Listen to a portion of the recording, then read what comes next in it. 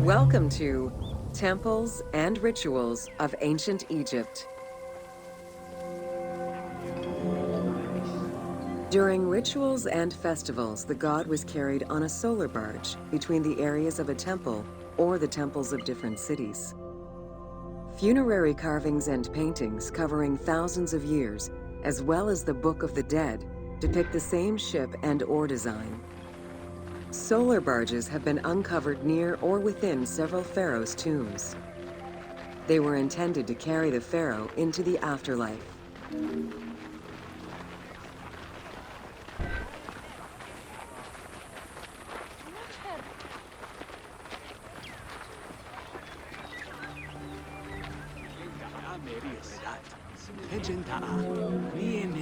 Ancient Egyptians believed that Ra, the sun god, traveled the skies in a boat known as the solar barge.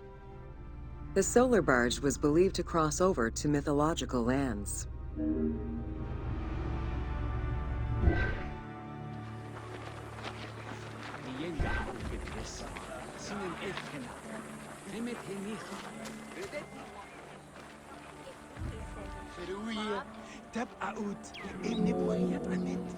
The god Ra believed mankind was conspiring against him. He ordered Sekhmet, the lion-headed war goddess, to kill all humans. To his chagrin, Ra quickly realized that with all humans gone, there would be no one left to worship him. In order to stop the rampaging Sekhmet, beer was brewed and dyed red with pomegranate juice to resemble blood. Sekhmet drank every drop of the brew she could find, eventually passing out drunk. When she awoke, she was calmer, and her lion visage had changed into Bastet. The Festival of Drunkenness was celebrated in honor of that myth.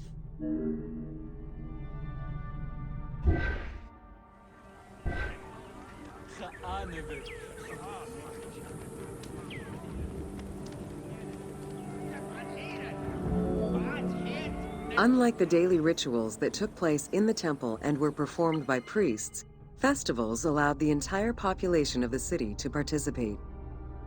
Festivals helped mark the passing of the seasons in the agricultural calendar.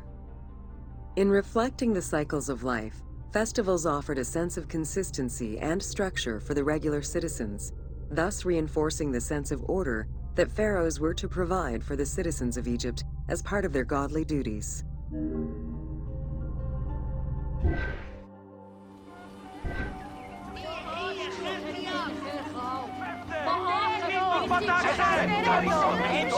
The importance of these festivals is demonstrated by their longevity. Records show that Osiris festivals occurred for more than 2,000 years. Some festivals serve to reinforce state control and promote the king's reign. Both the Opet and Set Jubilee festivals were specifically intended to celebrate the renewal of the king's power.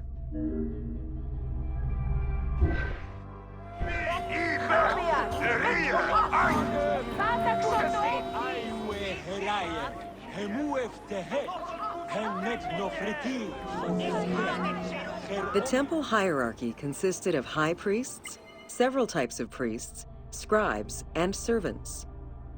The high priest was known as the prophet. Some divinities had up to 4 prophets, and they were the ones to perform the most advanced and complex rituals.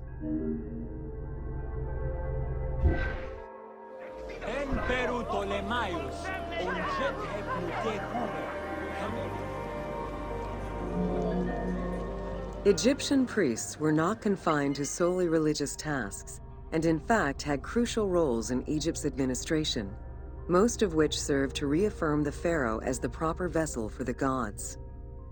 Their focus within the temple was centered on the proper conduct of daily divine rituals, rather than as custodians of dogma or the indoctrination of individuals.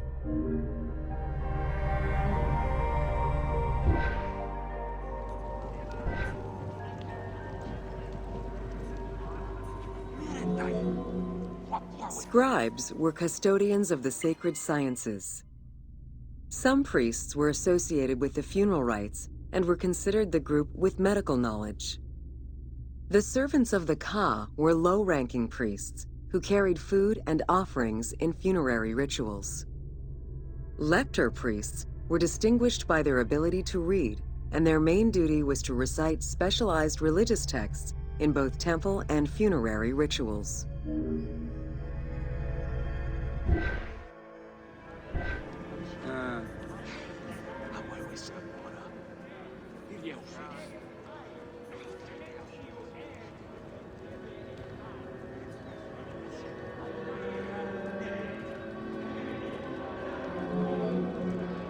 Priests and all the officials who served the temple worked only 3 months a year, with each period separated by a quarter of inactivity, at least within the temple compound. Each outgoing group handed over the temple and their tools to the newcomers. Only the high priesthood remained in permanent office within the temple.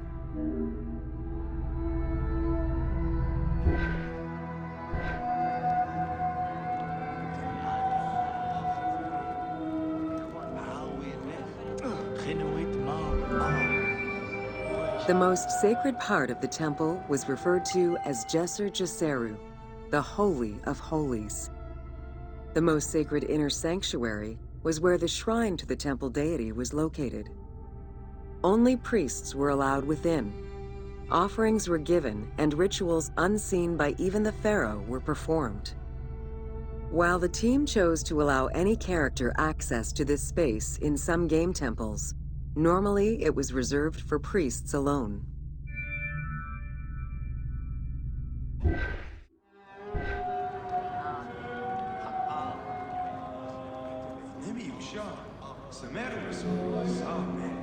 Pharaohs and their priests often chose the site of these sacred temples because of some mythological connection or an alignment with the cardinal points and certain stars.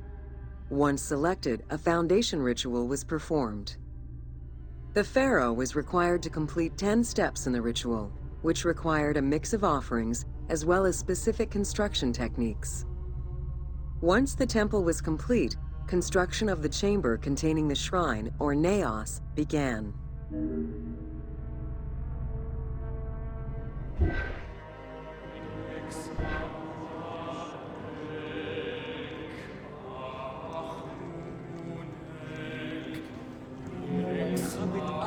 The naos was where the god statue stood. The representation of the deity was usually in stone or wood and decorated with gold, silver, and precious stones. Smaller temples had only one naos, while larger complexes, such as the Temple of Karnak, had many chambers to honor gods, such as Amun, Ptah, and Osiris. Each statue was believed to be a receptacle for the presence or essence of the god's Ka, enabling it to take a physical form. Through the statue, the god came to the shrine to eat, drink, and communicate with the pharaoh, or with the priests standing in for the pharaoh.